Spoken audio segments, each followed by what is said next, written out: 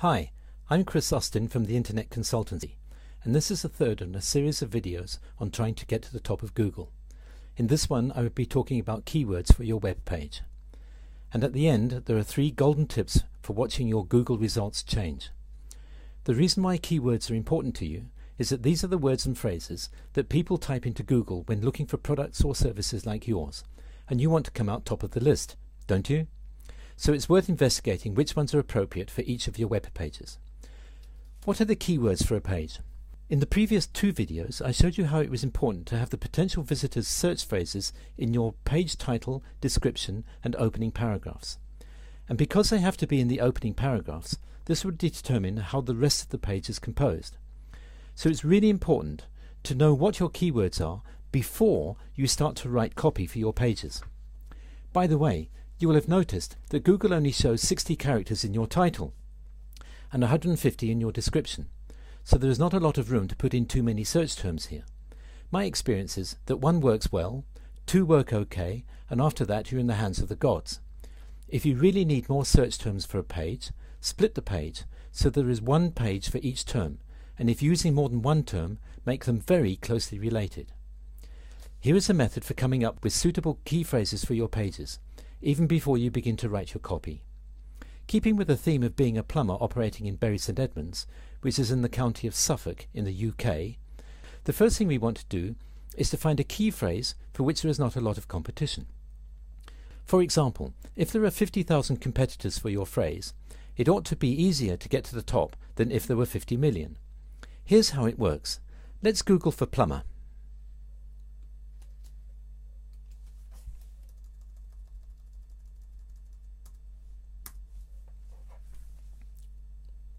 Notice at the top of the page we're told that there are about 62 million pages competing for the phrase plumber. Now let's Google for plumber UK. Here we can see there are about 28 million competitive results. Again, if we Google for plumber Suffolk,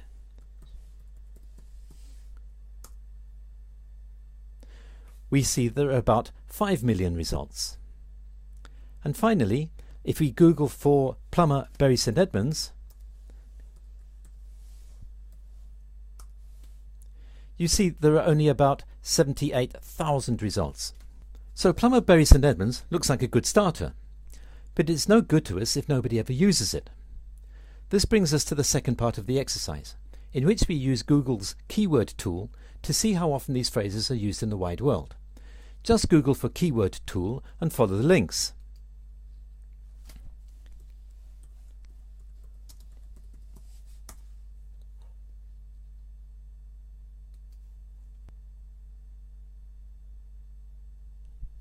If you don't have a Google account, you can only enter 1 phrase at a time, and each needs a captcha code down here, and these ones are particularly obscure, and entering them is a real pain. It's worth getting a Google account just for this exercise.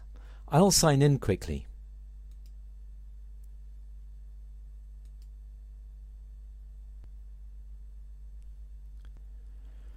We can enter the keywords we want in this box, and in fact I've already prepared some, and all I got to do is to copy them in.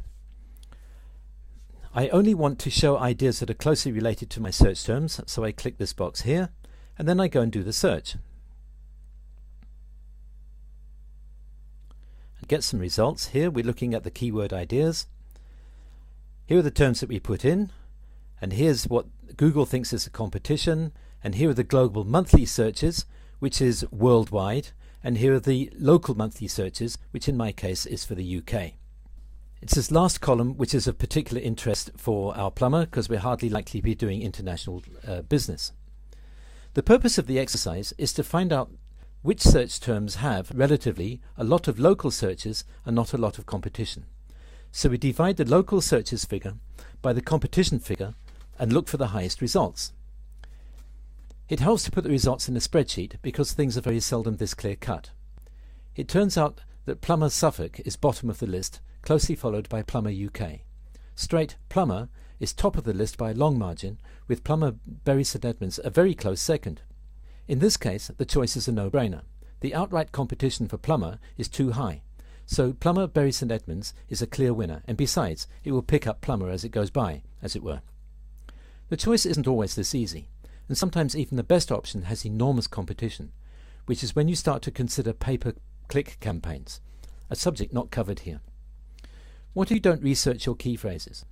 You may well find yourself spending time and money on a website that uses key phrases that either nobody ever uses, or for which the competition is so high you have no hope of getting to the top.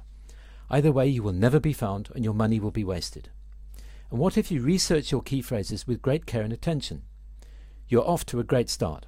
Now compose your copy, title and description to be mutually consistent, and to include your chosen phrase or two per page.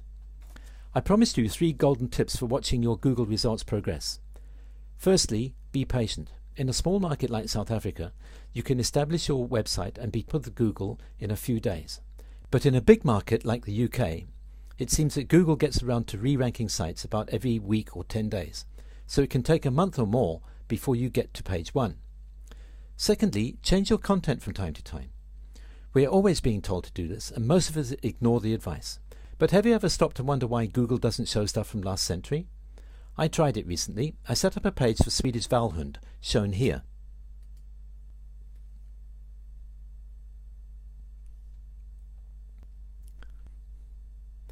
And quickly was able to get to number 2. But then I stopped the experiment and have not updated the page for ages. And now my page has slipped down to the middle of page 2 and is still falling, as shown here.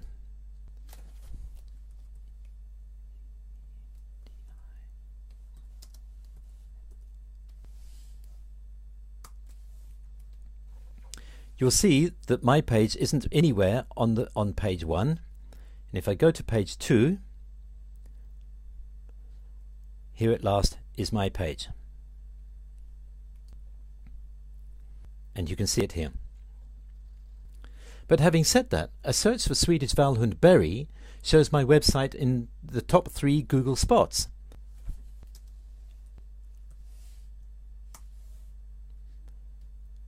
And here they are.